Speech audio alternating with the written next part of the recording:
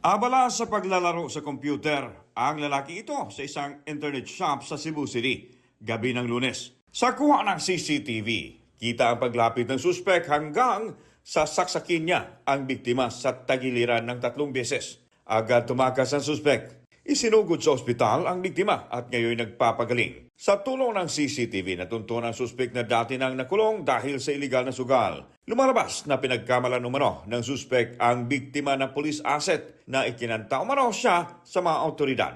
Aminado ang suspek 5 beses na siyang nakulong dahil sa iligal na sugal.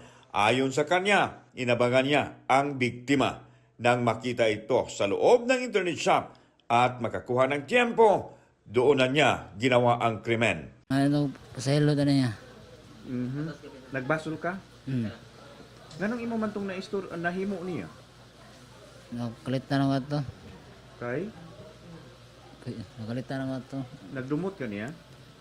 Wala man. According to our source, hindi siya actually magkakilala. Napagkamulan lang siyang police assets. Naharap ang suspect sa reklamong frustrated murder. Para sa GMA Integrated News, ako si Alan Domingo ng GMA Regional TV, ang inyong saksi. Mga kapuso, maging una sa saksi. Mag-subscribe sa GMA Integrated News sa YouTube para sa iba't ibang balita.